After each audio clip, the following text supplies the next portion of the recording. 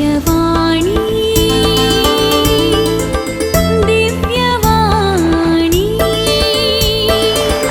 ದಿವ್ಯವಾಣಿ ದಿವ್ಯವಾಣಿ. ಯೇಸುವೆ ಸ್ತೋತ್ರ, ಯೇಸುವೆ ವಂದನೆ. ಆತ್ಮೀಯ ಸಹೋದರ ಸಹೋದರಿಯರೇ, ನಿಮಗೆ ಕೀರ್ತನೆಗಳೊಂದಿಗೆ ಪ್ರಾರ್ಥನೆ. ಈ ಒಂದು ಸುವಾರ್ತೆಯ ಸುಕಾರ್ಯಕ್ಕೆ ಸ್ವಾಗತ, ಸುಸ್ವಾಗತ. ಇಂದು ನಾವು ಧ್ಯಾನಿಸುವ ಕೀರ್ತನೆ 107. ನಾವೆಲ್ಲರೂ ಪ್ರಾರ್ಥಿಸೋಣ.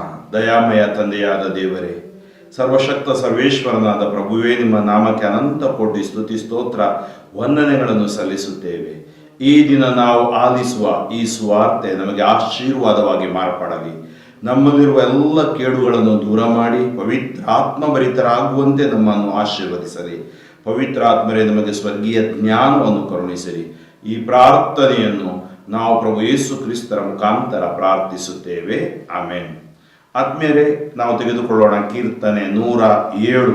ಈ ಕೀರ್ತನೆಯಲ್ಲಿ 1ರಿಂದ ಸುಮಾರು 43 ವಾಕ್ಯಗಳಿವೆ.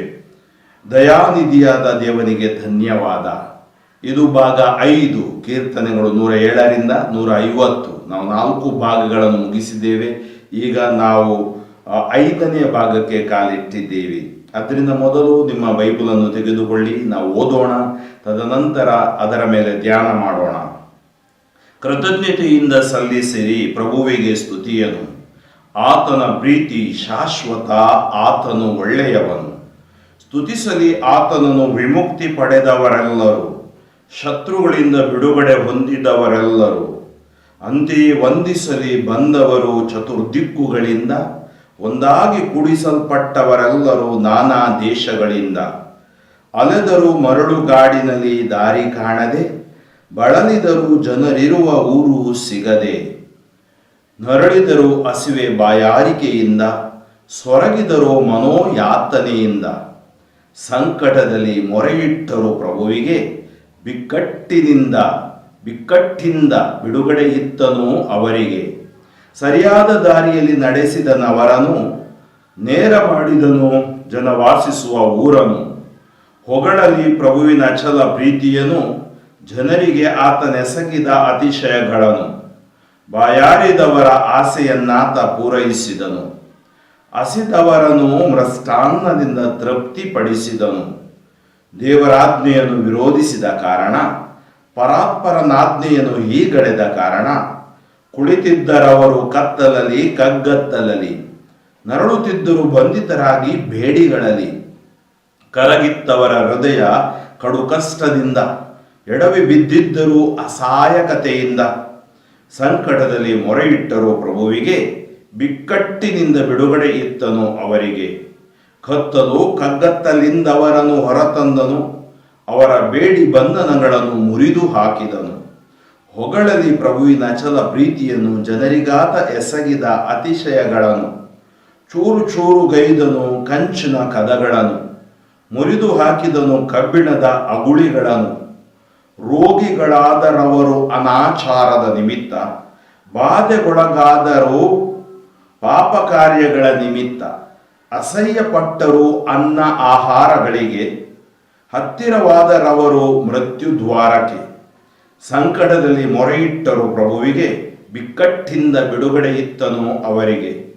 ಗುಣಪಡಿಸಿದನವರನ್ನು ತನ್ನ ವಾಣಿಯಿಂದ, ತಪ್ಪಿಸಿದನು ಅವರನ್ನು ವಿನಾಶ ಕೂಪದಿಂದ. ಹೊಗಳಲಿ ಪ್ರಭುವಿನ ಅಚಲ ಪ್ರೀತಿಯನ್ನು, ಜನರಿಗಾತ ಎಸಗಿದ ಅತಿಶಯಗಳನ್ನು. ಸಮರ್ಪಿಸಲಿ ಆತನಿಗೆ ಕೃತಜ್ಞತಾ ಬಲಿಗಳನ್ನು, ಹಾಡಿ ಹೊಗಳಲಿ ಆತನ ಮಹತ್ ಕಾರ್ಯಗಳನ್ನು. ಹಡಗನು ಹತ್ತಿ ಕಡಲನ್ನು ದಾಟಿದರು, ಸಾಗರ ಹಾಯ್ದು ವ್ಯಾಪಾರ ಗೈದರು. ಕಂಡರು ಪ್ರಭುವಿನ ಪವಾಡಗಳನ್ನು, ಸಮುದ್ರದೊಳಾತನ ಅದ್ಭುತಗಳನ್ನು. ಬಿರುಗಾಳಿ ಎದ್ದಿತು ಆತನಾಜ್ಞೆಯೊಂದಕ್ಕೆ, ತರಂಗಗಳು ಭೋರ್ಗರೆದವು ಅದರೊಂದಿಗೆ. ಗಗನಕ್ಕೇರಿದರು, ಅಗಾಧಕ್ಕಿಳಿದರು, ಗಂಡಾಂತರಕ್ಕೆ ಸಿಲುಕಿ ಕರಗಿ ಹೋದರು. ಅಡ್ಡಾಡಿದರು, ಹೊಯ್ದಾಡಿದರು ಕುಡುಕರಂತೆ, ದಿಕ್ಕು ತೋರದವರಾದರೂ ದಕ್ಷತೆ ಸಾಲದೆ. ಸಂಕಟದಲ್ಲಿ ಮೊರೆಯಿಟ್ಟರು ಪ್ರಭುವಿಗೆ, ಬಿಕ್ಕಟ್ಟಿಂದ ಬಿಡುಗಡೆ ಇತ್ತನು ಅವರಿಗೆ. ಆ ಬಿರುಗಾಳಿಯನಾತ ಶಾಂತಪಡಿಸಿದ, ನಿಂತು ಹೋಯಿತ ಸಮುದ್ರದಲೆಗಳ ಮೊರೆತ, ತಂದಿತು ಪ್ರಶಾಂತತೆ ಸಂತಸವನವರಿಗೆ, ಮುಟ್ಟಿಸಿದನಾಥ ಅವರಾಶಿಸಿದ ದೇವಿಗೆ, ಮುಟ್ಟಿಸಿದನಾಥ ಅವರಾಶಿಸಿದ ರೇವಿಗೆ. ಹೊಗಳಲಿ ಪ್ರಭುವಿನ ಛಲ ಪ್ರೀತಿಯನ್ನು, ಜನರಿಗಾತ ಎಸಗಿದ ಅತಿಶಯಗಳನ್ನು. ಕೀರ್ತಿಸಲಿ ಆತನನ್ನು ನೆರೆದ ಸಭೆಯಲ್ಲಿ, ಆಡಿ ಹೊಗಳಲಿ ಹಿರಿಯರ ಕೂಟದಲ್ಲಿ. ನೀಚ ನಿವಾಸಿಗಳ ಕಾರಣದಿಂದ ನದಿಗಳನ್ನು ಮರುಭೂಮಿಯಾಗಿಸಿದ, ಒಣನೆಲವಾಗಿಸಿದ ನಾಥ ಬುಗ್ಗೆಗಳನ್ನು, ಉಪ್ಪು ನೆಲವಾಗಿಸಿದ ಫಲಭೂಮಿಯನು, ಕೆರೆಯಾಗಿಸಿದ ಮರುಭೂಮಿಯನು, ಊಟೆಯಾಗಿಸಿದ ಆ ಒಣನೆಲವನು. ಹಸಿದವರನ್ನು ನೆಲೆಗೊಳಿಸಿದನಲ್ಲಿ, ವಾಸಿಸಲು ನಗರವನ್ನು ಕಟ್ಟಿದರಲ್ಲಿ. ಉತ್ತು ಬಿತ್ತಿದರೂ ನೆಟ್ಟರೂ ದ್ರಾಕ್ಷಾಲತೆಯನ್ನು, ಕೂಡಿಸಿಕೊಂಡರೂ ಅಧಿಕವಾದ ಆದಾಯವನ್ನು. ಅಭಿವೃದ್ಧಿಯಾದರೂ ಆತನ ಆಶೀರ್ವಾದದಿಂದಲೇ, ಅವರಿಗಿರಲಿಲ್ಲ ದನ ಕರುಗಳಾವುದರ ಕೊರತೆ. ತದನಂತರ ಕುಗ್ಗಿತವರ ಅಂಕೆ ಸಂಖ್ಯೆ, ಕಷ್ಟ ಸಂಕಟ ತಾಪತ್ರಯಗಳ ಮಧ್ಯೆ. ತೃಣೀಕರಿಸಿದನು ಪ್ರಭು ಅವರ ಅಧಿಪತಿಗಳನ್ನು, ದಾರಿಯಿಲ್ಲದ ಅರಣ್ಯದೊಳು ಅಲೆದಾಡಿಸಿದನು. ದೀನರ ನೇರಿಸಿದನು ಅವನತಿಯಿಂದ ಉನ್ನತಿಗೆ, ಹೆಚ್ಚಿಸಿದನವರ ಸಂತತಿಯನ್ನು ಕುರಿಮಂದೆ ಹಾಗೆ. ಇದ ಕಂಡು ಹಿಗ್ಗುವರು ಜನರೆಲ್ಲರೂ, ಬಾಯಿ ಮುಚ್ಚಿಕೊಳ್ಳುವರು ದುರ್ಜನರು. ಪರ್ಯಾಲೋಚಿಸುವುಗಳನ್ನು ಬುದ್ಧಿವಂತರು, ಗ್ರಹಿಸಲಿ ಪ್ರಭುವಿನ ಅಚಲ ಪ್ರೀತಿಯನ ಜನರು. ಆತ್ಮೀಯ ಸಹೋದರ ಸಹೋದರಿಯರೇ, ಬಹಳ ಒಂದು ಸುಂದರವಾದ ಕೀರ್ತನೆ. ದೇವರ ದಯೆ, ದೇವರ ಕರುಣೆ, ದೇವರ ಪ್ರೀತಿ ಹಾಗೂ ದೇವರ ಬಿಡುಗಡೆಯನ್ನು ನಾವು ಅನುಭವಿಸುವಂತಹ ಒಂದು ಕೀರ್ತನೆ ಇದಾಗಿದೆ. ಅನೇಕ ಬಾರಿ ಈ ಕೀರ್ತನೆಯನ್ನು ನಾವು ನಮ್ಮ ಪ್ರತಿನಿತ್ಯ ಪ್ರಾರ್ಥನೆಯಲ್ಲಿ ವಿಶೇಷವಾಗಿ ಇದನ್ನು ಉಪಯೋಗಿಸಿಕೊಳ್ಳುತ್ತೇವೆ. ಕೀರ್ತನೆ 107, ಈ ದಯಾನಿಧಿಯಾದ ದೇವರಿಗೆ ಧನ್ಯವಾದ. ದೇವರ ದಯೆ, ಆತ ಯಾಕೆ ನಮ್ಮ ಮೇಲೆ ದಯೆ ತೋರಿಸುತ್ತಾನೆ ಅಂದರೆ, ಆತ ನಮ್ಮನ್ನು ಪ್ರೀತಿಸುತ್ತಾನೆ, ಆತ ನಮ್ಮ ಜೊತೆಗೆ ಇದ್ದಾನೆ, ಆತ ನಮ್ಮನ್ನು ಎಂದಿಗೂ ಕಂಗೆಡಲು ಬಿಡುವುದಿಲ್ಲ, ಬಿದ್ದು ಹೋಗಲು ಬಿಡುವುದಿಲ್ಲ. ಅದಕ್ಕಾಗಿ ನೀವು ಮತ್ತೆ ಮತ್ತೆ ಕೇಳ್ತಾ ಇದ್ದೀರಿ, ಸಂಕಟದಲ್ಲಿ ಮೊರೆ ಇಟ್ಟರು ಪ್ರಭುವಿಗೆ, ಬಿಕ್ಕಟ್ಟಿನಿಂದ ಬಿಡುಗಡೆ ಇತ್ತರು ಅವರಿಗೆ. ವಾಕ್ಯ 6, ವಾಕ್ಯ 13, ವಾಕ್ಯ 19 ಹಾಗೂ ವಾಕ್ಯ 28ರಲ್ಲಿ ಇದನ್ನು ಮತ್ತೆ ಮತ್ತೆ ಈ ಕೀರ್ತನೆಯಲ್ಲಿ ನಾವು ಓದುತ್ತೇವೆ. ಸಂಕಟದಲ್ಲಿ ಮೊರೆ ಇಟ್ಟರು ಪ್ರಭುವಿಗೆ, ಬಿಕ್ಕಟ್ಟಿನಿಂದ ಬಿಡುಗಡೆ ಇತ್ತನು ಅವರಿಗೆ. ಆದ್ಮೇಲೆ ಇವತ್ತು ನಾವೆಲ್ಲರೂ ಒಂದಲ್ಲ ಒಂದು ರೀತಿಯ ಸಂಕಟದಲ್ಲಿದ್ದೀವಿ.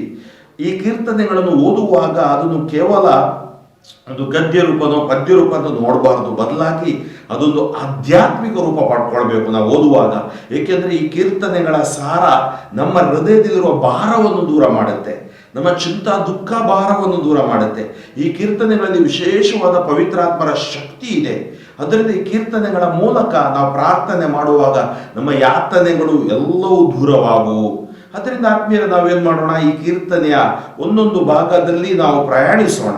ಯಾಕಂದ್ರೆ ಕೀರ್ತನೆಯೊಂದಿಗೆ ನಮ್ಮ ಪ್ರಾರ್ಥನೆ ನಾವು ಮಾಡೋಣ. ಕೃತಜ್ಞತೆಯಿಂದ ಸಲ್ಲಿಸಿರಿ ಪ್ರಭುವಿಗೆ ಸ್ತುತಿಯನ್ನು, ಆತನ ಪ್ರೀತಿ ಶಾಶ್ವತ, ಆತನು ಒಳ್ಳೆಯವನು. ನೋಡಿ, ದೇವರು ಒಳ್ಳೆಯವರು, ದೇವರ ಪ್ರೀತಿ ಶಾಶ್ವತ, ಅದಕ್ಕೆ ಎಲ್ಲೇ ಇಲ್ಲ, ಅದಕ್ಕೆ ನಾವು ಹೇಳ್ತೀವಿ ಸೀಮೆಗಳಿಲ್ಲದ ಪ್ರೀತಿ ಅಥವಾ ಎಲ್ಲೆಗಳಿಲ್ಲದ ಪ್ರೀತಿ. ನೀವು ಮೊದಲು ಡಿವೈನ್ ರಿಟ್ರೀಟ್ ಸೆಂಟರ್ಗೆ ಹೋಗುವಾಗ ಈ ಹಾಡನ್ನು ನೀವು ಕೇಳ್ತಿದ್ರಿ, ಸೀಮೆಗಳಿಲ್ಲದ ಪ್ರೀತಿ ಅಥವಾ ಎಲ್ಲೆಗಳಿಲ್ಲದ ಪ್ರೀತಿ, ವರ್ಣಿಸಲಾರದ ಪ್ರೀತಿ, ಯೇಸು ಪ್ರೀತಿ, ತಂದೆ ಪ್ರೀತಿ. ಹೌದು, ಎಲ್ಲರೂ ಕೈ ಬಿಟ್ಟರೂ ದೇವರು ಕೈ ಬಿಡುವುದಿಲ್ಲ. ಅದಕ್ಕಾಗಿ ಕೃತಜ್ಞತೆಯಿಂದ ಸಲ್ಲಿಸಿರಿ ಪ್ರಭುವಿಗೆ ಸ್ತುತಿಯನ್ನು, ಆತನ ಪ್ರೀತಿ ಶಾಶ್ವತ, ಆತನು ಒಳ್ಳೆಯವನು. ಸ್ತುತಿಸಲಿ ಆತನನ್ನು ವಿಮುಕ್ತಿ ಪಡೆದವರೆಲ್ಲರೂ, ಶತ್ರುಗಳಿಂದ ಬಿಡುಗಡೆ ಹೊಂದಿದವರೆಲ್ಲರೂ. ಅಂತೆಯೇ ವಂದಿಸಲಿ ಬಂದವರು, ಚತುರ್ದಿಕ್ಕುಗಳಿಂದ ಒಂದಾಗಿ ಕೂಡಿಸಲ್ಪಟ್ಟವರೆಲ್ಲರೂ ನಾನಾ ದೇಶಗಳಿಂದ. ಸ್ತುತಿಸಲಿ ಆತನನ್ನು ವಿಮುಕ್ತಿ ಪಡೆದವರೆಲ್ಲರೂ. ಅಂದರೆ ಏನು? ಇವತ್ತು ನಾವು ಯೇಸುವಿನ ರಕ್ಷಣೆಯನ್ನು ಅನುಭವಿಸ್ತಾ ಇದ್ದೀವಿ, ಯೇಸುವಿನ ವಿಮುಕ್ತಿಯನ್ನು ನಾವು ಪಡ್ಕೊಂಡಿದ್ದೀವಿ. ಅದಕ್ಕಾಗಿ ಸ್ತುತಿಸಿರಿ ಅವರನ್ನು, ಎಲ್ಲರೂ ವಿಮುಕ್ತಿ ಪಡೆದವರು, ಶತ್ರುಗಳಿಂದ ಬಿಡುಗಡೆ ಹೊಂದಿದವರೆಲ್ಲರೂ. ಅಂತೆಯೇ ವಂದಿಸಲಿ ಬಂದವರು, ಚತುರ್ದಿಕ್ಕುಗಳಿಂದ ಒಂದಾಗಿ ಕೂಡಿಸಲ್ಪಟ್ಟವರೆಲ್ಲರೂ, ನಾನಾ ದೇಶಗಳಿಂದ. ಅಲೆದರು ಮರಳು ಗಾಡಿನಲ್ಲಿ ದಾರಿ ಕಾಣದೆ, ಬಳಲಿದರು ಜನರಿರುವ ಊರು ಸಿಗದೆ, ನರಳಿದರು ಹಸಿವೆ ಬಾಯಾರಿಕೆಯಿಂದ, ಸೊರಗಿದರು ಮನೋಯಾತನೆಯಿಂದ. ಎಲ್ಲಿ? ಇಸ್ರಾಯೇಲ್ ಜನರು ಆ ಮರುಭೂಮಿಯಲ್ಲಿ ನಡೆಯುವಾಗ ದಾರಿ ತಪ್ಪಿ ಹೋದರು. ಅನೇಕ ಸಮಸ್ಯೆಗಳು ಅವರಿಗೆ ಬಂತು. ಆಹಾರ ಮುಗಿದೋಯಿತು, ನೀರು ಸಿಗ್ಲಿಲ್ಲ. ಇದೆಲ್ಲ ಇರುವಾಗ ಏನಾಯಿತು? ಸಂಕಟದಲ್ಲಿ ಮೊರೆ ಇಟ್ಟರು ಪ್ರಭುವಿಗೆ. ಅವರ ಪ್ರಾರ್ಥನೆ, ಯಾತನೆಯಲ್ಲಿ ಅವರು ಪ್ರಾರ್ಥನೆ ಮಾಡಿದರು. ಆದ್ದರಿಂದ ನಾವು ದೇವರನ್ನು ಮರೆಯಬಾರದು. ಬಿಕ್ಕಟ್ಟಿಂದ ಬಿಡುಗಡೆ ಇತ್ತನು ಅವರಿಗೆ. ದೇವರು ಒಂದು ಸೊಲ್ಯೂಷನ್ ಕೊಟ್ಟೇ ಕೊಡುತ್ತಾರೆ. God will give us the solution. ಕೆಲವು ಸರಿ ಜನ ನಮ್ಮ ಹತ್ರ ಪ್ರಾರ್ಥನೆಗೆಲ್ಲ ಬರ್ತಾರೆ, ರೆಟ್ರೀಟ್ ಮಂದಿರದಲ್ಲಿ ಅಥವಾ ರೆಟ್ರೀಟ್ ಬೋಧನೆ ಮಾಡುವಾಗ, ಧ್ಯಾನ ಬೋಧನೆ ಮಾಡುವಾಗ, ಅಥವಾ ನಾನಿರುವ ಧರ್ಮ ಕೇಂದ್ರಕ್ಕೂ ಬರ್ತಾರೆ. ಸಮಸ್ಯೆಗೆ ಉತ್ತರ ಇರಲಿಕ್ಕಿಲ್ಲ. ಆದರೆ ನಾವೇನ್ ಮಾಡಬೇಕು? ಯೇಸು ನಾಮದಲ್ಲಿ ಪ್ರಾರ್ಥಿಸಬೇಕು. ಯಾಕೆಂದರೆ ಬಿಕ್ಕಟ್ಟಿನಿಂದ ಬಿಡುಗಡೆ ಕೊಡುವುದು ದೇವರು. ಆ ದೇವರ ಕೃಪೆ, ಆ ದೇವರ ಪ್ರೀತಿ, ಆ ದೇವರ ಕರುಣೆ ನಮಗೆ ಬೇಕು. ಸರಿಯಾದ ದಾರಿಯಲ್ಲಿ ನಡೆಸಿದನವರನು, ಸೇರ ಮಾಡಿದನು ಜನ ವಾಸಿಸುವ ಊರನು. ಆದ್ದರಿಂದ ದೇವರು ನಮಗೆ ಸರಿಯಾದ ದಾರಿಯಲ್ಲಿ ನಡೆಸುತ್ತಾರೆ ಮತ್ತು ನಮಗೆ ಎಲ್ಲಿ ಸೇರಬೇಕು ಆ ಊರನ್ನು ಸೇರುವಂತೆ. ಅಂದರೆ ಈಗ ನಮಗಿರುವ ಒಂದು ಊರು, ಅದು ಸ್ವರ್ಗ ಸಾಮ್ರಾಜ್ಯ. ನಮ್ಮ ಹಾದಿ ತಪ್ತಾ ಇದ್ದೀವಿ ನಾವು ಲೋಕದಲ್ಲಿ. ಈ ಲೋಕದ ದುರಾಚಾರ, ಅನಾಚಾರ, ವ್ಯಭಿಚಾರ, ಕಾಮುಕತನ, ದುಶ್ಚಟ, ದುರ್ಗುಣ, ದುರ್ವ್ಯಾಮೋಹಗಳ ಮೂಲಕ ನಾವು ದಾರಿ ತಪ್ಪಬಹುದು. ಆದರೆ ದೇವರು ನಮಗೇನ್ ಮಾಡ್ತಾರೆ? ಸರಿಯಾದ ದಾರಿಯನ್ನು ತೋರಿಸ್ತಾರೆ. ಸಂಸ್ಕಾರಗಳ ಮೂಲಕ, ದೇವರ ಆಜ್ಞೆಗಳ ಮೂಲಕ, ಧರ್ಮಸಭೆಯ ಮೂಲಕ, ದೇವರ ವಾಕ್ಯದ ಮೂಲಕ. ಆದ್ದರಿಂದ ನಾವೇನ್ ಮಾಡ್ತೀವಿ? ಅದರ ಮೂಲಕ ನಮ್ಮ ಹಳೆಯ ಜೀವನಕ್ಕೆ ತಿಲಾಂಜಲಿಯನ್ನಿತ್ತು ಅದನ್ನು ಬಿಟ್ಟು ನಾವು ಯೇಸು ದೇವರ ಸಾನ್ನಿಧ್ಯದಲ್ಲಿ ಜೀವಿಸುತ್ತೇವೆ. ಹೊಗಳಲಿ ಪ್ರಭುವಿನ ಅಚಲ ಪ್ರೀತಿಯನ್ನು, ಜನರಿಗೆ ಆತನೆಸಗಿದ ಅತಿಶಯಗಳನ್ನು. ಹೊಗಳಲಿ ಪ್ರಭುವಿನ ಅಚಲ ಪ್ರೀತಿಯನ್ನು. ಅಂದರೆ ದೇವರ ಪ್ರೀತಿ ಅಚಲವಾದುದು, ಅದರಿಂದ ಅದು ಶಾಶ್ವತವಾದುದು. ಅದನ್ನು ಯಾರು ಅಲುಗಾಡಿಸಲು ಸಾಧ್ಯವಿಲ್ಲ. ನಾನು ಹೇಳಲಿಕ್ಕೆ ಸಾಧ್ಯವಿಲ್ಲ, ಅವರನ್ನು ಪ್ರೀತಿಸಬೇಡ ದೇವ, ಇವರನ್ನು ಪ್ರೀತಿಸಬೇಡ ದೇವ, ಅಥವಾ ನಮ್ಗೆ ಯಾರಾದರೂ ನೋವು ಕೊಟ್ಟರೆ ಅವರನ್ನು ನಾಶ ಮಾಡುದೇವ, ನಾವು ಹೇಳ್ಬಾರ್ದು. ಏಕೆಂದರೆ ದೇವರ ವಾಕ್ಯ ನಮಗೆ ಹೇಳ್ತಾ ಇದೆ ಪ್ರಭುವಿನ ಅಚಲ ಪ್ರೀತಿ. ಆ ಅಚಲ ಪ್ರೀತಿಯನ್ನು ಯಾರು ನಿಷ್ಪ್ರಯೋಜಕ ಮಾಡಲು ಸಾಧ್ಯವಿಲ್ಲ. ಅದರಿಂದ ಹೊಗಳಲಿ ಪ್ರಭುವಿನ ಅಚಲ ಪ್ರೀತಿಯನ್ನು, ಜನರಿಗೆ ಆತ ನೆಸಗಿದ ಅತಿಶಯಗಳನ್ನು. ಬಾಯಾರಿದವರ ಆಸೆಯನ್ನಾತ ಪೂರೈಸಿದನು, ಹಸಿದವರನ್ನು ಮೃಷ್ಟಾನ್ನದಿಂದ ತೃಪ್ತಿಪಡಿಸಿದನು. ಬಾಯಾರಿದವರ ಆಸೆಯನ್ನಾತ ಪೂರೈಸಿದನು, ಹಸಿದವರನ್ನು ಮೃಷ್ಟಾನ್ನದಿಂದ ತೃಪ್ತಿಪಡಿಸಿದನು. ಅಂದ್ರೆ ಏನ್ ಮಾಡ್ತಾನೆ? ಆ ಮರುಭೂಮಿಯಲ್ಲಿ ಅವರಿಗೆ ಆಹಾರ ಸಿಗದೇ ಇದ್ದಾಗ ಆಕಾಶದಿಂದ ಮನ್ನವನ್ನು ಕೊಡ್ತಾನೆ. ಆಕಾಶದಿಂದ ಮನ್ನವನು, ಆ ಬಂಡೆಯಿಂದ ಪಾನವನು ದೇವರು ನೀಡಿದ್ರು. ಆದ್ದರಿಂದ ಬಾಯರಿದವರ ಆಸೆಯನ್ನಾತ ಪೂರೈಸಿದನು, ಹಸಿದವರನ್ನು ಮೃಷ್ಟಾನ್ನದಿಂದ ತೃಪ್ತಿಪಡಿಸಿದನು. ಇವತ್ತು ಅಂದು ಮಾಡಿದ ಅದ್ಭುತ ಇವತ್ತು ನಮ್ಮ ಜೀವನದಲ್ಲೂ ಮಾಡ್ತಾರೆ. ನಮ್ಮ ಅನುದಿನದ ಆಹಾರವನ್ನು ಇಂದು ನಮಗೆ ನೀಡಿರಿ ಅಂತೀವಿ, ಹೌದಾ? ದೇವರು ಖಂಡಿತವಾಗಿಯೂ ನಮ್ಮ ಅನುದಿನದ ಆಹಾರವನ್ನು ನೀಡಿ ನಮ್ಮನ್ನು ರಕ್ಷಿಸುತ್ತಾರೆ, ಪೋಷಿಸುತ್ತಾರೆ ಮತ್ತು ನಮ್ಮನ್ನು ಸದಾಕಾಲ ಕಾಪಾಡುತ್ತಾರೆ. ಮುಂದುವರಿಸಿ ನಾವು ನೋಡುವುದಾದರೆ ವಾಕ್ಯ 10, ದೇವರ ಆಜ್ಞೆಯನ್ನು ವಿರೋಧಿಸಿದ ಕಾರಣ, ಪರಾತ್ಪರ ಆಜ್ಞೆಯನ್ನು ಹೀಗಳೆದ ಕಾರಣ. ನೋಡಿ ಏನಾಯಿತು? ಇವತ್ತು ನಾವು ಬೀಳಲು ಕಾರಣ ಏನು? ಇವತ್ತು ನಮಗೆ ದಶಾಜ್ಞೆಗಳಿವೆ, ನಮಗೆ ಗೊತ್ತು. ಮೊದಲ 3 ಆಜ್ಞೆಗಳು ನಮಗೂ ದೇವರಿಗೂ ಇರುವ ಸಂಬಂಧ ಇವತ್ತು ನಾವು ನೋಡ್ಕೊಳ್ಬೇಕು. ನಮಗೂ ದೇವರಿಗೂ ಇರುವ ಸಂಬಂಧ ಸರಿಯಾಗಿದೆಯಾ? ನಿಜವಾದ ಏಕದೇವರನ್ನು ಆರಾಧಿಸು, ದೇವರ ನಾಮವನ್ನು ವ್ಯರ್ಥವಾಗಿ ಉಚ್ಚರಿಸಬೇಡ, ಹಾಗೆಯೇ ದೇವರ ದಿನವನ್ನು ಪವಿತ್ರವಾಗಿ ಆಚರಿಸು. ಇವತ್ತು ಅನೇಕ ಬಾರಿ ಏನಾಗುತ್ತೆ? ಮೊದಲನೇ ಆಜ್ಞೆಗೆ ವಿರೋಧವಾಗಿ ತುಂಬಾ ಜನ ಹೋಗ್ತಾರೆ, 2ನೇ ಆಜ್ಞೆಗೆ ವಿರೋಧವಾಗಿ ಹೋಗ್ತಾರೆ, 3ನೇ ಆಜ್ಞೆಯನ್ನು ಮರ್ತೇ ಬಿಡ್ತಾರೆ. ಎಷ್ಟೋ ಸರಿ ನನಗೆ ನೋವಾಗುವುದಿದೆ. ಏಕೆಂದರೆ ಆರೋಗ್ಯ ಭಾಗ್ಯವಿದ್ದು ದೇವರ ದಿನವನ್ನು ಆಚರಿಸದೇ ಇರುವವರ ಬಗ್ಗೆ. ಏಕೆಂದರೆ ಅವರು ತಮ್ಮ ದೇವರ ರಕ್ಷಣೆಯನ್ನು ಕಳ್ಕೊಳ್ತಾರೆ. ಆಜ್ಞೆಗೆ ವಿರೋಧವಾಗಿ ನಡೆದಾಗ ಪ್ರತಿಯೊಂದು ಆಜ್ಞೆಗಳಲ್ಲಿ ಬೈಬಲಲ್ಲಿ ನೀವು ನೋಡಿದ್ರೆ, ಧರ್ಮೋಪದೇಶ ಕಾಂಡ ವಿಮೋಚನಾ ಕಾಂಡ 20ರಲ್ಲಿ ಆಜ್ಞೆಗಳ ಬಗ್ಗೆ ಹೇಳ್ತಾರೆ, 1ರಿಂದ 20. ಆದರೆ ಧರ್ಮೋಪದೇಶ ಕಾಂಡ 28ನೇ ಅಧ್ಯಾಯ ಈ ಆಜ್ಞೆಗಳನ್ನು ಪಾಲಿಸದೇ ಇದ್ದಾಗ ಅದರ ಹಿಂದೆ ಬರುವ ಶಾಪಗಳ ಬಗ್ಗೆ ಹೇಳ್ತವೆ. ಆದರೆ ಯೇಸು ಸ್ವಾಮಿ ನಮಗೆ ಬಿಡುಗಡೆ ಕೊಡ್ತಾರೆ ನಾವು ಯೇಸುವಿನಲ್ಲಿ ಪಶ್ಚಾತ್ತಾಪ ಪಟ್ಟು ಬಂದಾಗ. ಆದ್ದರಿಂದ ನಾವು ಪ್ರತಿ ಈ ಭಾನುವಾರದ ಬಲಿಪೂಜೆ ನಮಗೆ ಶ್ರೇಷ್ಠವಾದ ಭೋಜನ, ಶ್ರೇಷ್ಠವಾದ ನಮ್ಮ ಸಂಬಂಧ ದೇವರೊಂದಿಗೆ ಹೇಗೆ ಇದೆ ಎಂಬುದಾಗಿ ನಾವು ನೋಡ್ಕೊಳ್ಬೇಕು, ಬೇರೆಯವರಲ್ಲ. ಅದಕ್ಕಾಗಿ ನನ್ನ ರಕ್ಷಣೆ ನನ್ನ ಕೈಯಲ್ಲಿದೆ. ಸಂತ ಪೌಲರು ಹೇಳ್ತಾರೆ, ನಾನು ಬಾಲ್ಯನಾಗಿರುವಾಗ ಬಾಲ್ಯದ ಆಹಾರಗಳನ್ನು ಕೊಡ್ತಿದ್ರು, ಇರ್ಬೋದು ಹಾಲು ಮೃದುವಾದ, ಆದರೆ ಬೆಳೆದಾಗ ದೃಢೀಕರಣದಲ್ಲಿ ದೃಢವಾಗಿದ್ದೇವಾ ಎಂಬ ಸವಾಲು ಇಲ್ಲಿ ನಮಗೆ ಬರುತ್ತೆ. ದೇವರ ಆಜ್ಞೆಯನ್ನು ವಿರೋಧಿಸಿದ ಕಾರಣ, ಪರಾತ್ಪರನ ಆಜ್ಞೆಯನ್ನು ಹೀಗಳೆದ ಕಾರಣ ಕುಳಿತಿದ್ದರವರು ಕತ್ತಲಲ್ಲಿ ಕಗ್ಗತ್ತಲಲ್ಲಿ ನರಳುತ್ತಿದ್ದರು ಬಂಧಿತರಾಗಿ ಬೇಡಿಗಳಲ್ಲಿ. ಕುಳಿತಿದ್ದರವರು ಎಲ್ಲಿ? ಕತ್ತಲಲ್ಲಿ. ಅಂಧಕಾರ ಕವಿದಿದೆ, ಕಗ್ಗತ್ತಲು ಕವಿದಿದೆ, ಏನೇ ಮಾಡಿದರೂ ಯಶಸ್ಸು ಆಶೀರ್ವಾದ ನೋಡ್ತಾ ಇಲ್ಲ. ಅದಕ್ಕಾಗಿ ಅವರು ಬಂಧಿತರಾಗಿದ್ದರು ಬೇಡಿಗಳಲ್ಲಿ. ಅಂದರೆ ಅರ್ಥ ಏನು? ತಮ್ಮಲ್ಲೇ ದೇವರಿಂದ ದೂರ ಸರಿದು ಅವರು ಬಂಧಿತರಾಗಿದ್ದಾರೆ. ಕರಗಿತ್ತವರ ಹೃದಯ ಕಡು ಕಷ್ಟದಿಂದ ಎಡವಿ ಬಿದ್ದಿದ್ದರು ಅಸಹಾಯಕತೆಯಿಂದ. ಏನಾಯ್ತು? ಕರಗಿತ್ತವರ ಹೃದಯ ಕಡು ಕಷ್ಟದಿಂದ. ಇವತ್ತು ಆತ್ಮೀಯರೇ, ನಾನು ಸುವಾರ್ತೆ ಸಾರುವಾಗ ಎಷ್ಟೋ ಮಂದಿ ಕಡು ಕಷ್ಟದಲ್ಲಿರಬಹುದು, ಎಷ್ಟೋ ಮಂದಿ ನೋವಿನಲ್ಲಿರಬಹುದು. ಕೆಲವು ದಿನಗಳ ಹಿಂದೆ ನನಗೊಬ್ಬರು ಫೋನ್ ಮಾಡಿದ್ರು, ಅವರ ಅಮ್ಮ ತೀರೋಗಿದ್ದಾರೆ ಅಥವಾ ಅಕ್ಕ ತೀರೋಗಿದ್ದಾರೆ, ಇವರಿಬ್ಬರೇ ಮನೆಯಲ್ಲಿದ್ದಾರೆ, ಅವನ ಕಿಡ್ನಿ ಫೇಲ್ ಆಗಿದೆ, ಅವನ ಕಣ್ಣು ಕಾಣ್ತಾ ಇಲ್ಲ, ಕಿವಿ ಕೇಳ್ತಾ ಇಲ್ಲ, ಏನೆಲ್ಲ ಸಮಸ್ಯೆಗಳಿವೆ. ನಂಗೆ ಬಹಳ ನೋವಾಯಿತು ಕೇಳಿ. ಅದೊಂದು ಬಿಕ್ಕಟ್ಟು, ಅದೊಂದು ಕಡು ಕಷ್ಟ ಅಂದರೆ ಕೆಲವರಿಗೆ ಗೊತ್ತಿರಲಿರಬಹುದು. ನಮಗೆ ಕೆಲವು ಸರಿ ಊಟಕ್ಕೆ ಕಷ್ಟವಾದಾಗ ಆಗುವ ಕಷ್ಟ, ಅಥವಾ ನಮಗೆ ಈ ಆಸ್ಪತ್ರೆಯಲ್ಲಿ ಯಾರೋ ಆಕ್ಸಿಡೆಂಟ್ ಆಗಿ ಅಪಘಾತವಾಗಿ ಒಳಗಿರುವಾಗ ಆಗುವ ಕಷ್ಟ, ಬಿಸ್ನೆಸ್ಸೇ ಇಲ್ಲದೆ ಆಗುವ ನಷ್ಟದ ಕಷ್ಟ, ಕಡು ಸಂಕಷ್ಟ. ನಮಗೆ ಅಂತ ಸಮಯದಲ್ಲಿ ಏನಾಗುತ್ತೆ? ಸಂಕಟದಲ್ಲಿ ಮೊರೆ ಇಟ್ಟರು ಪ್ರಭುವಿಗೆ, ಬಿಕ್ಕಟ್ಟಿನಿಂದ ಬಿಡುಗಡೆ ಇತ್ತನು ಅವರಿಗೆ. ನೋಡಿ, ನಾವು ಇಂತಹ ಸಂಕಟದಲ್ಲಿ ಮೊರೆ ಇಟ್ಟಾಗ ದೇವರು ನಮ್ಮ ಮೊರೆಯನ್ನು ಆಲಿಸುತ್ತಾರೆ. ಅದಕ್ಕಾಗಿ ನಾನು ಕೊಟ್ಟ ಈ ಒಂದು ಕೀರ್ತನೆಯೊಂದಿಗೆ ಪ್ರಾರ್ಥನೆ. ಯಾಕೆಂದ್ರೆ ನಾವು ಕೀರ್ತನೆಯ ಜೊತೆಗೆ ಪ್ರಾರ್ಥನೆ ಮಾಡುವಾಗ ನಮಗೆ ದೇವರ ಸಾನ್ನಿಧ್ಯ, ದೇವರ ಪ್ರಸನ್ನತೆ, ದೇವರ ಕೃಪೆ, ದೇವರ ಕರುಣೆ, ದೇವರ ಆಶೀರ್ವಾದ ನಮಗೆ ಲಭ್ಯವಾಗುತ್ತೆ. ಕಗ್ಗತ್ತಲಿಂದವರನ್ನು ಹೊರತಂದನು, ಅವರ ಬೇಡಿ ಬಂಧನಗಳನ್ನು ಮುರಿದು ಹಾಕಿದನು. ಅಂದ್ರೆ ನಮ್ಮ ದೇವರು ಬಿಡುಗಡೆ ಕೊಡುವ ದೇವರು. We have deliverance in Jesus. ಅದರಿಂದ ಎಲ್ಲಾ ಕಷ್ಟ ಕೋಟಲೆಗಳಿಂದ ತಮ್ಮ ತೊಂದರೆ, ಅದಕ್ಕೆ ಯೇಸು ಸ್ವಾಮಿ ಹೇಳಿದ್ರಿ, ನೆನೆಸಿಕೊಳ್ಳ್ರಿ, ಕೇಳಿರಿ ನಿಮಗೆ ಸಿಗುವುದು, ಹುಡುಕಿರಿ ನಿಮಗೆ ದೊರಕುವುದು, ತಟ್ಟಿರಿ ನಿಮಗೆ ತೆರೆಯಲಾಗುವುದು. ಕೇಳಿದವನಿಗೆ, ಹುಡುಕುವವನಿಗೆ, ತಟ್ಟುವವನಿಗೆ ದೇವರು ಕೊಟ್ಟೇ ಕೊಡ್ತಾರೆ. ಹೇಗೆ? ಪ್ರಾರ್ಥಿಸು, ಮಂಡಿಯೂರಿ ಪ್ರಾರ್ಥಿಸು, ಕಣ್ಣೀರಿಂದ ಪ್ರಾರ್ಥಿಸು. ಅಂದರೆ ಅರ್ಥ ಏನು? ನಿನ್ನ ಹೃದಯದಿಂದ ಪ್ರಾರ್ಥಿಸು, ಹೃದಯದಿಂದ ಆರಾಧಿಸು, ಪ್ರಭುವನ್ನು ಪ್ರೀತಿಸು, ಆಜ್ಞೆಗಳನ್ನು ಪ್ರೀತಿಸು, ಸಂಸ್ಕಾರಗಳಲ್ಲಿ ಜೀವಿಸು. ಆವಾಗ ನಿನ್ನ ಜೀವನ ಯಶಸ್ಸಾಗತ್ತೆ. ಹೊಗಳಲ್ಲಿ ಪ್ರಭುವಿನ ಅಚಲ ಪ್ರೀತಿಯನ್ನು, ಜನರಿಗಾತ ಎಸಗಿದ ಅತಿಶಯಗಳನ್ನು. ನೋಡಿ, ಹೊಗಳಲ್ಲಿ ಪ್ರಭುವಿನ ಅಚಲ. ಇವತ್ತು ನಾವೇನು ಮಾಡಬೇಕು? ಸ್ತುತಿಸಬೇಕು.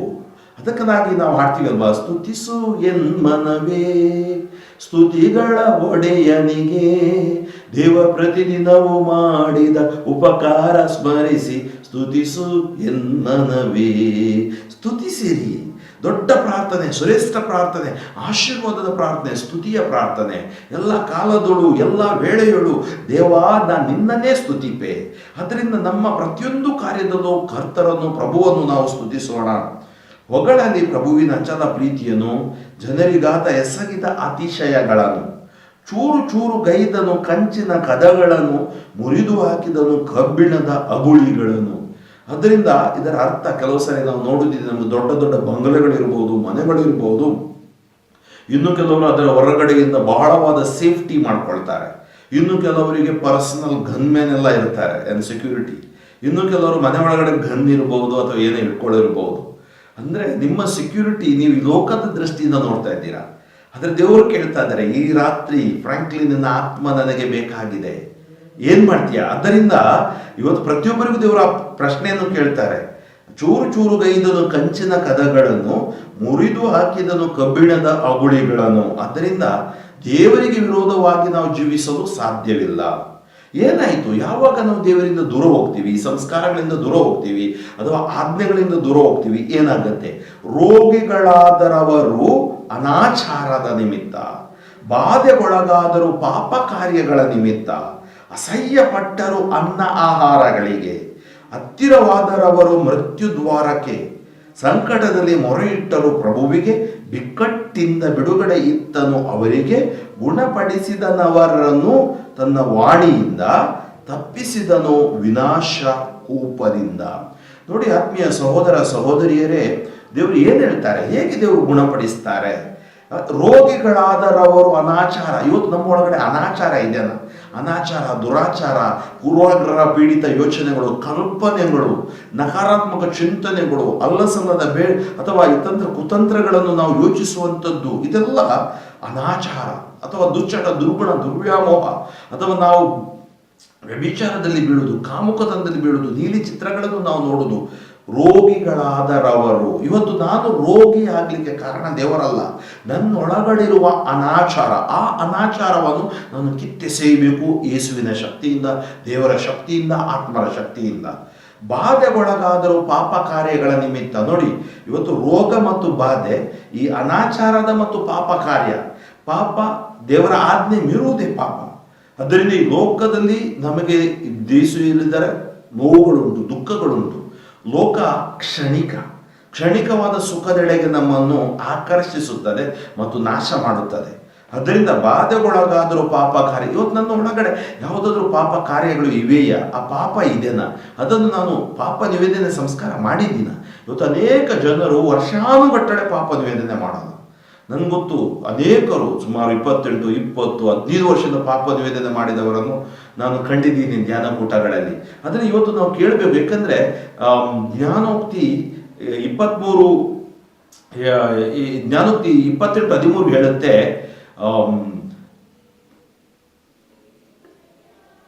ಪಾಪದ ಮೂಲಕ ಅವರು ರೋಗಿಗಳಾದರು. ಆದ್ದರಿಂದ ಪಾಪದ ಮೂಲಕ ರೋಗಿಗಳಾದ ಅವರು ಏನಾಗ್ತಾರೆ? ಅವರು ರೋಗಿಗಳಾದಾಗ ಅವರು ಪಾಪ ನಿವೇದನೆ ಮಾಡಿಕೊಳ್ಬೇಕು. ಅದರಿಂದ ಪಾಪಗಳನ್ನು ಮುಚ್ಚಿಟ್ಟುಕೊಳ್ಬಾರ್ದು. ಇವಾಗ ಹೇಗಿದೆ 28:13 ಜ್ಞಾನೋಕ್ತಿ, ಪಾಪಗಳನ್ನು ಮುಚ್ಚಿಟ್ಟುಕೊಳ್ಳುವವನಿಗೆ ಮುಕ್ತಿ ದೊರಕದು, ಅವುಗಳನ್ನು ಒಪ್ಪಿಕೊಂಡು ಬಿಟ್ಟರೆ ದೇವರ ಕರುಣೆ ದೊರಕುತ್ತೆ.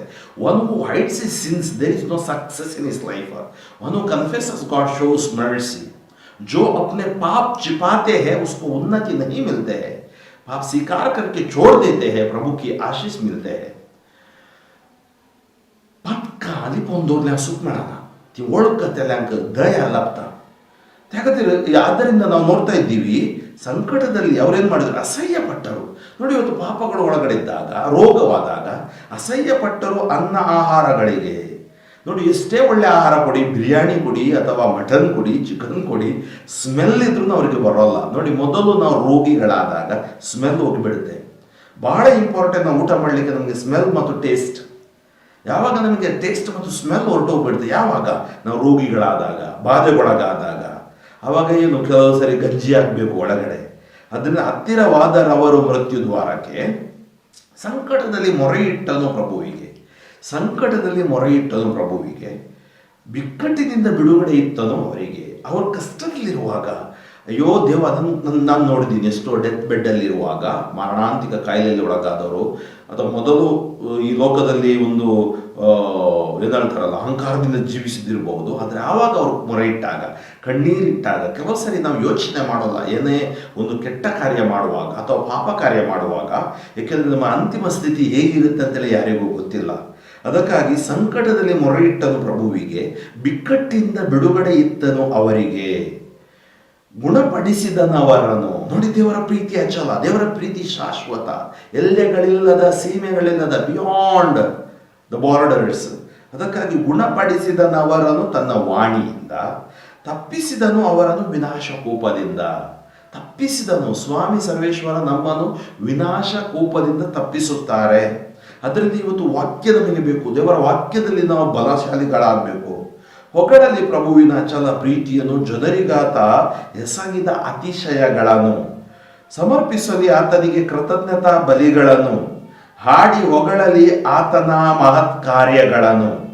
ಹಡಗನು ಹತ್ತಿ ಕಡಲನ್ನು ದಾಟಿದರು, ಸಾಗರ ಹಾಯ್ದು ವ್ಯಾಪಾರ ಗೈದರು. ಏನ್ ಮಾಡ್ರಿ? ಹೊಗಳಲಿ ಪ್ರಭುವಿನ ಅಚಲ ಪ್ರೀತಿಯನ್ನು. ಈಗ ನೀವು ಸೌಖ್ಯಗೊಂಡಾಗ ಆತನ ಪ್ರೀತಿಯನ್ನು ಹೊಗಳಿರಿ. ಜನರಿಗೆ ಮಾಡಿದ ಅತಿಶಯಗಳು ನಿಮಗೆ ಮಾತ್ರವಲ್ಲ, ಇಡೀ ವಿಶ್ವಕ್ಕೆ ಆತ ಮಾಡಿದ ಅತಿಶಯಗಳನ್ನು ನೀವು ಹೊಗಳಿರಿ. ಸಮರ್ಪಿಸಲಿ ಆತನಿಗೆ ಕೃತಜ್ಞತಾ ಬಲಿಗಳನ್ನು, ಹಾಡಿ ಹೊಗಳಲಿ ಆತನ ಮಹತ್ ಕಾರ್ಯಗಳನ್ನು. ಏನು ಮಾಡಬೇಕು? ಸ್ತೋತ್ರ ನಾವು ಆಡಬೇಕು. ಹಡಗನ್ನು ಹತ್ತಿ ಕಡಲನ್ನು ದಾಟಿದರು, ಸಾಗರ ಹಾಯ್ದು ವ್ಯಾಪಾರ ಗೈದರು. ಕಂಡರು ಪ್ರಭುವಿನ ಪವಾಡಗಳನ್ನು, ಸಮುದ್ರದೊಳಾತನ ಅದ್ಭುತಗಳನ್ನು. ನೋಡಿ, ಕಂಡರು ಪ್ರಭುವಿನ ಪವಾಡಗಳನ್ನು. ಹೇಗೆ ಇರಬಹುದು? ಯೋನ ಕಂಡ ಪವಾಡ ಹಾಗೂ ಇಸ್ರಾಯೇಲರು ಕಂಡರು ಪವಾಡಗಳನ್ನು ಕೆಂಪು ಸಮುದ್ರ ದಾಟಿ ಹೋದಾಗ. ಬಿರುಗಾಳಿ ಎದ್ದಿತು ಆತನಾಜ್ಞೆಯೊಂದಕ್ಕೆ, ತರಂಗಗಳು ಬೋರ್ಗರೆದವು ಅದರೊಂದಿಗೆ. ಏನಾಯಿತು? ಬಿರುಗಾಳಿ ಎದ್ದಿತು. ಈ ನಮ್ಮ ಯೋನ ದೇವರು ಹೇಳಿದ ಸ್ಥಳಕ್ಕೆ ಹೋಗದೇ ಇದ್ದಾಗ ತಾರ್ಷಿಸ್ಗೆ ಓಡೋದ, ನಿನಿವೆಗೆ ಹೋಗಿಲ್ಲ. ಆವಾಗ ಬಿರುಗಾಳಿ ಎದ್ದಿತು, ಬೋರ್ಗರೆಯಿತು. ಗಗನಕ್ಕೇರಿದರು, ಅಗಾಧಕ್ಕಿಳಿದರು, ಗಂಡಾಂತರಕ್ಕೆ ಸಿಲುಗಿ ಕರಗಿ ಹೋದರು. ಅಡ್ಡಾಡಿದರು, ಒಯ್ದಾಡಿದರು ಕುಡುಕರಂತೆ, ದಿಕ್ಕು ತೋರದವರಾದರೂ ದಕ್ಷತೆ ಸಾಲದೆ. ಇವತ್ತು ನಾವು ಕೂಡ ಈ ಒಂದು ಸಮುದ್ರ ಮಾತ್ರವಲ್ಲ, ನಮ್ಮ ಜೀವನದಲ್ಲಿ ಬಿರುಗಾಳಿ ಬರುತ್ತೆ, ನಾವು ಏನಾಗ್ತೀವಿ? ಅಡ್ಡಾಡ್ತೀವಿ, ಒಯ್ದಾಡ್ತೀವಿ ಕುಡುಕರಂತೆ. ಕುಡಿಯಲಿಲ್ಲ, ಕುಡುಕರಂತೆ ಅಂದರೆ ಏನರ್ಥ? ನಮ್ಮ ಈ ಜೀವನ ನಾವು ಜೀವಿಸುವ ರೀತಿ. ಸಂಕಟದಲ್ಲಿ ಮೊರೆ ಇಟ್ಟರು ಪ್ರಭುವಿಗೆ, ಬಿಕ್ಕಟ್ಟಿನಿಂದ ಬಿಡುಗಡೆ ಇತ್ತನು ಅವರಿಗೆ. ಅವರು ಸಂಕಟದಲ್ಲಿ ಮೊರೆ ಇಟ್ಟಾಗ ಪ್ರಭು ಅವರಿಗೆ ಬಿಡುಗಡೆ ಕೊಡ್ತಾರೆ. ಆ ಬಿರುಗಾಳಿಯ ನಾಥ ಶಾಂತಪಡಿಸಿದ, ನಿಂತು ಹೋಯಿತ ಸಮುದ್ರದ ಅಲೆಗಳ ಮೊರೆತ. ಅದರಿಂದ ನಿಂತು ಹೋಯಿತ ಸಮುದ್ರದ ಅಲೆಗಳ ಮೊರೆತ. ಆದ್ಮೇಲೆ ಹೊಸ ಒಡಂಬಡಿಕೆಯಲ್ಲಿ ಮಾರ್ಕನ ಶುಭ ಸಂದೇಶ 5ನೇ ಅಧ್ಯಾಯದಲ್ಲಿ ನಾವು ನೋಡ್ತೀವಿ, ಶಿಷ್ಯರು ಕೂಡ ಹೋಗುವಾಗ ಬಿರುಗಾಳಿ ಬರುತ್ತೆ. ಇದೇ ಒಂದು ಪ್ರವಾದನೆ ಕೂಡ. ಯೇಸು ಸ್ವಾಮಿಯಲ್ಲಿ ಹೇಗೆ ದೇವರ ಶಕ್ತಿ, ಹೇಗೆ ಆ ಕಡಲು ಬೋರ್ಗರೆಯುವುದು ನಿಲ್ಲುತ್ತೆ. ಬಿರುಗಾಳಿಯ ನಾಥ ಶಾಂತಪಡಿಸಿದ, ನಿಂತು ಹೋಯಿತ ಸಮುದ್ರದ ಅಲೆಗಳ ಮೊರೆತ. ತಂದಿತು ಪ್ರಶಾಂತತೆ ಸಂತಸವನವರಿಗೆ, ಮುಟ್ಟಿಸಿದ ನಾಥ ಅವರಾಶಿಸಿದ ರೇವಿಗೆ. ಹೊಗಳಲಿ ಪ್ರಭುವಿನ ಅಚಲ ಪ್ರೀತಿಯನ್ನು, ಜನರಿಗಾತ ಎಸಗಿದ ಅತಿಶಯಗಳನ್ನು. ಕೀರ್ತಿಸಲಿ ಆತನನ್ನು ನೆರೆದ ಸಭೆಯಲ್ಲಿ, ಹಾಡಿ ಹೊಗಳಲಿ ಹಿರಿಯರ ಕೂಟದಲ್ಲಿ. ನೀಚ ನಿವಾಸಿಗಳ ಕಾರಣದಿಂದ ನದಿಗಳನ್ನು ಮರುಭೂಮಿಯನ್ನಾಗಿಸಿದ. ನೋಡಿ ಏನಾಯಿತು? ತಂದಿತು ಪ್ರಶಾಂತತೆ ಸಂತಸನವರಿಗೆ. ಯಾವಾಗ ಬಿರುಗಾಳಿ ಅಂದರೆ ಸಮಸ್ಯೆಗಳು ನಮ್ದು ದೂರವಾದಾಗ, ಆರೋಗ್ಯ ಭಾಗ್ಯ ನಮಗೆ ಸಿಕ್ಕಿದಾಗ, ತಂದಿತು ಪ್ರಶಾಂತತೆ ಸಂತಸವನವರಿಗೆ, ಮುಟ್ಟಿಸಿದ ನಾಥ ಅವರಾಶಿಸಿದ ರೇವಿಗೆ. ಹೊಗಳಲ್ಲಿ ಪ್ರಭುವಿನ ಅಚಲ ಪ್ರೀತಿಯನ್ನು, ಜನರಿಗಾತ ಎಸಗಿದ ಅತಿಶಯಗಳನ್ನು. ಕೀರ್ತಿಸಲಿ ಆತನನ್ನು ನೆರೆದ ಸಭೆಯಲ್ಲಿ, ಹಾಡಿ ಹೊಗಳಲಿ ಹಿರಿಯರ ಕೂಟದಲ್ಲಿ. ನೀಚ ನಿವಾಸಿಗಳ ಕಾರಣದಿಂದ ನದಿಗಳನ್ನು ಮರುಭೂಮಿಯಾಗಿಸಿದ. ನೀಚ ನಿವಾಸಿಗಳ ಕಾರಣದಿಂದ ನದಿಗಳನ್ನು ಮರುಭೂಮಿಯಾಗಿಸಿದ. ಒಣ ನೆಲವಾಗಿಸಿದ ನಾಥ ಬುಗ್ಗೆಗಳನ್ನು, ಉಪ್ಪು ನೆಲವಾಗಿಸಿದ ಫಲ ಭೂಮಿಯನ್ನು. ಕೆರೆಯಾಗಿಸಿದ ಮರುಭೂಮಿಯನ್ನು, ಊಟೆಯಾಗಿಸಿದ ಆ ಒಣ ನೆಲವನ್ನು. ಅಂದರೆ ಆ ಮರುಭೂಮಿಯನ್ನು ಏನು ಮಾಡ್ತಾರೆ ದೇವರು? ಫಲಭೂಮಿಯನ್ನಾಗಿ ಮಾಡಲು ದೇವರಿಗೆ ಸಾಧ್ಯವಿದೆ. ಆಮೇಲೆ ಒಣ ನೆಲಗಳಿಗೆ ಬುಗ್ಗೆ ತರಲು ಸಾಧ್ಯವಿದೆ. ಕೆರೆಗಳನ್ನು ಮರುಭೂಮಿಯಾಗಿಸಲು ಸಾಧ್ಯವಿದೆ. ಅದರಿಂದ ದೇವರಿಗೆ ಎಲ್ಲವೂ ಸಾಧ್ಯವಿದೆ. ದೇವರನ್ನು ಬಿಟ್ಟು ನಾವು ಬಾಳಲು ಜೀವಿಸಲು ಸಾಧ್ಯವಿಲ್ಲ. ಹಸಿದವರನ್ನು ನೆಲೆಗೊಳಿಸಿದನಲ್ಲಿ, ವಾಸಿಸಲು ನಗರವನ್ನು ಕಟ್ಟಿದರಲ್ಲಿ. ಉತ್ತು ಬಿತ್ತಿದರು, ನೆಟ್ಟರು, ದ್ರಾಕ್ಷಾಲತೆಗಳನ್ನು ಕೂಡಿಸಿಕೊಂಡರು, ಅಧಿಕವಾದ ಆದಾಯವನ್ನು. ದೇವರ ಆಶೀರ್ವಾದ ಇದ್ದರೆ ಅಧಿಕವಾದ ಆದಾಯ, ಆನಂದ, ಆರೋಗ್ಯ, ಆಯಸ್ಸು, ಅಭಿಷೇಕ, ಆದಾಯ ನಮ್ಮದಾಗುತ್ತೆ. ಅಭಿವೃದ್ಧಿಯಾದರೂ ಆತನ ಆಶೀರ್ವಾದದಿಂದಲೇ. ಅವರಿಗಿರಲಿಲ್ಲ ದನ ಕರುಗಳಾವುದರ ಕೊರತೆ. ತದನಂತರ ಕುಗ್ಗಿತವರ ಅಂಕೆ ಸಂಖ್ಯೆ, ಕಷ್ಟ ಸಂಕಟ, ತಾಪತ್ರಯಗಳ ಮಧ್ಯೆ. ತೃಣೀಕರಿಸಿದನು ಪ್ರಭು ಅವರ ಅಧಿಪತಿಗಳನ್ನು, ದಾರಿ ಇಲ್ಲದ ಅರಣ್ಯದಳು ಅಲೆದಾಡಿಸಿದನು. ಏನು ಮಾಡಿದರು ಪ್ರಭು? ಅವರ ಕುಗ್ಗಿತವರ ಅಂಕೆ ಸಂಖ್ಯೆ ಅಂದರೆ ದೇವರಿಗೆ ವಿರೋಧ ಹೋದಾಗ ಏನು ಸಮಸ್ಯೆಗಳು ಆಗ್ತಾ ಇವೆ, ಕಷ್ಟ ಸಂಕಟ ತಾಪತ್ರಯಗಳ ಮಧ್ಯೆ. ತೃಣೀಕರಿಸಿದನು ಪ್ರಭು ಅವರ ಅಧಿಪತಿಗಳನ್ನು, ದಾರಿಯಲ್ಲಿ ಅರಣ್ಯದಳು ಅಲೆದಾಡಿಸಿದನು. ದೀನರನ್ನೇರಿಸಿದನು ಅವನತಿಯಿಂದ ಉನ್ನತಿಗೆ. ತಾಯಿ ಮರಿಯಮ್ಮನವರು ತಮ್ಮ ಸ್ತೋತ್ರ ಗೀತೆಯಲ್ಲಿ ಹೇಳ್ತಾರೆ, ದೀನರನ್ನು ಉನ್ನತಿಗೆ ಏರಿಸುವ ಪ್ರಭು ಯೇಸು ಆಗಿದ್ದಾರೆ. ಹಾಗೆ ಇದ ಕಂಡ ಹಿಗ್ಗೂರು ಸಜ್ಜನರೆಲ್ಲರೂ. ಬಾಯಿ ಮುಚ್ಚಿಕೊಳ್ಳುವುದು ದುರ್ಜನರು, ಬಾಯಿ ಮುಚ್ಚಿಕೊಳ್ಳುವರು ದುರ್ಜನರು. ಪರ್ಯಾಲೋಚಿಸುವುಗಳನ್ನು ಬುದ್ಧಿವಂತರು, ಗ್ರಹಿಸಲಿ ಪ್ರಭುವಿನ ಅಚಲ ಪ್ರೀತಿಯನ್ನು ಜನರು. ಆದ್ಮೇಲೆ ನಾವು ದೇವರ ಅಚಲ ಪ್ರೀತಿಯನ್ನು, ಪ್ರಾರ್ಥನೆ ದೇವರ ಪ್ರೀತಿ, ವಿಶ್ವಾಸ ದೇವರ ವರ, ಪವಿತ್ರಾತ್ಮ ದೇವರ ಪ್ರೀತಿ. ಅದರಿಂದ ದೇವರ ವಾಕ್ಯದೊಡನೆ ನಾವು ಜೀವಿಸುವಾಗ ದೇವರ ಆ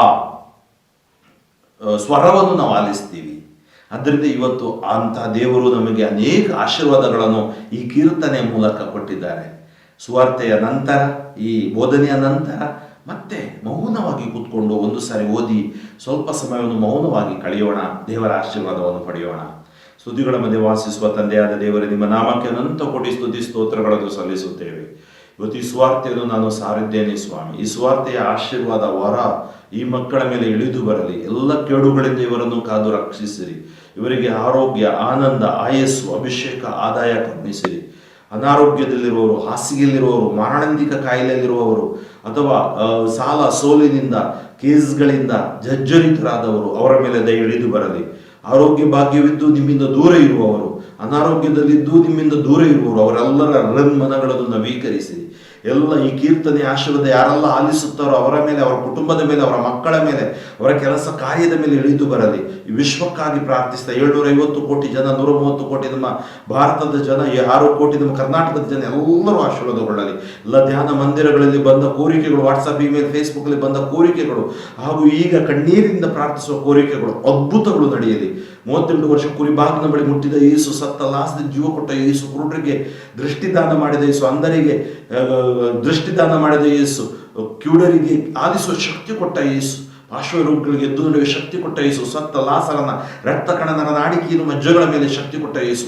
ಇವತ್ತು ವಿಶೇಷವಾಗಿ ಎಲ್ಲ ಕುರುಡರು ನೋಡುವಂತಾಗಲಿ, ಕಿವುಡರು ಕೇಳುವಂತಾಗಲಿ, ಮೂಗರು ಮಾತನಾಡುವಂತಾಗಲಿ, ಎಲ್ಲ ಮಾರಣಾಂತಿಕ ಕಾಯಿಲೆಗಳು ಯೇಸು ನಾಮದಲ್ಲಿ ಬಿಟ್ಟು ಸುಟ್ಟು ಬೂದಿಯಾಗಲಿ. Touch touch touch them Lord, heal them Lord. Yesu ನಾಮದಲ್ಲಿ ನಿಮಗೆ ಜಯ, ಯೇಸು ವಾಕ್ಯದಲ್ಲಿ ನಿಮಗೆ ಬಿಡುಗಡೆ, ಯೇಸು ರಕ್ತದಲ್ಲಿ ನಿಮಗೆ ಸಂರಕ್ಷಣೆ. ಸರ್ವಶಕ್ತ ದೇವರಾದ ಪಿತಾ ಮತ್ತು ಸುತ ಮತ್ತು ಪವಿತ್ರ ಆತ್ಮರು ನಿಮ್ಮನ್ನು ಆಶೀರ್ವದಿಸಲಿ. Amen. Father Franklin D'Souza, Shivamogga ಧರ್ಮಕ್ಷೇತ್ರ. ನನಗಾಗಿಯೂ, ನನ್ನ ಸ್ವಾರ್ಥ ತಂಡ ಯೇಸು ಸ್ಪರ್ಶ ತಂಡಕ್ಕಾಗಿಯೂ, ನಮ್ಮ ದಿವ್ಯವಾಣಿ ಲೈವ್ ಯೂಟ್ಯೂಬ್ ಚಾನೆಲ್ ಈ ಸಹೋದರರಿಗಾಗಿಯೂ ನೀವು ಪ್ರಾರ್ಥಿಸಿರಿ. ಮತ್ತು ಸಾಧ್ಯವಾದಷ್ಟು ಜನರಿಗೆ ಈ ಸಂದೇಶವನ್ನು ವಾಟ್ಸಪ್ ಅಥವಾ ನಿಮ್ಮ ಫೇಸ್ಬುಕ್ ಮೂಲಕ ನೀವು ಹಂಚಿಕೊಳ್ಳಿ.